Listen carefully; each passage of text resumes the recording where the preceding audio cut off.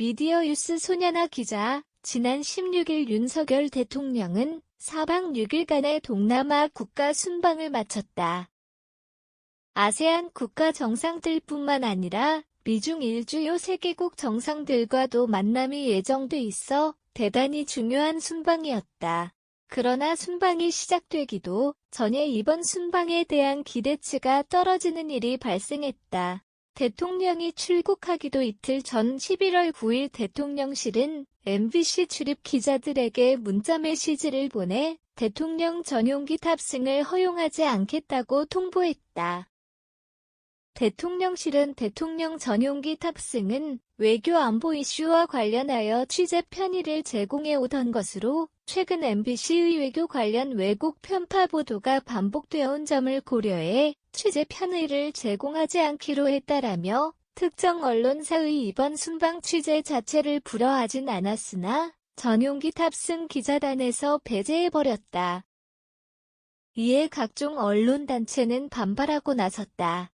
한국기자협회, 방송기자연합회, 한국PD연합회 등 각종 언론단체는 헌법에 규정한 언론 자유에 대한 명백한 도전이라는 비판 성명을 냈다. 심지어 조선일보는 11월 11일자 사설에서 이번 전용기 탑승 불허를 두고 단세포적이고 감정적인 대응이라고 비판하기도 했다. MBC는 이번 조치는 언론의 취재를 명백히 제약하는 행위라며 전용기 탑승을 불허할 경우 MBC 취재기자들은 대체 항공수단을 통해서라도 반드시 현장에서 취재활동을 할 것이라고 밝혔다. 결국 MBC는 대통령 전용기가 아닌 일반 민항기를 타고 이번 순방을 취재해야만 했다. 대통령이 출국한 후 11월 13일 전용기 내부에서도 또 문제가 있었다. 윤석열 대통령이 전용기 안에서 채널과 CBS 기자 2명만 따로 면담을 한 것이다. CBS 기자는 윤 대통령과 개인적 친분이 있고 채널A 기자는 대통령 후보 시절부터 가깝게 지내온 것으로 알려졌다. 이를 두고도 대통령의 공사 구분 능력과 특정 언론 편애에 대한 문제가 제기됐다.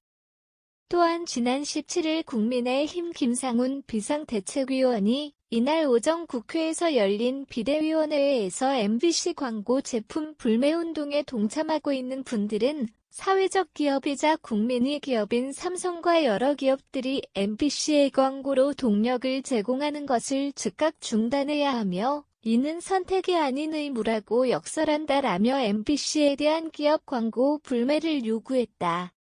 그리고 어제 19일 윤 대통령은 출근길 약식 브리핑에서 이번 순방에서 MBC의 전용기 탑승 배제 결정과 관련된 답변에서도 국가안보의 핵심 축인 동맹관계를 사실과 다른 가짜뉴스로 이간질하려고 하는 악의적인 행태 때문이었다며 대통령이 헌법 수호와 책임의 일환으로 부득이한 조치였다고 생각한다고 말했다.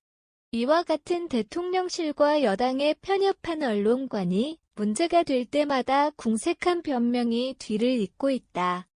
언론은 사회적 공기로서 민주주의에 있어서 산소와 같이 없어선 안 될 존재이다. 언론의 자유를 방해하는 것은 민주주의에 대한 방해와도 같으며 대통령실과 여당의 언론관 수정이 필요하다는 비판이 계속해서 나오고 있다.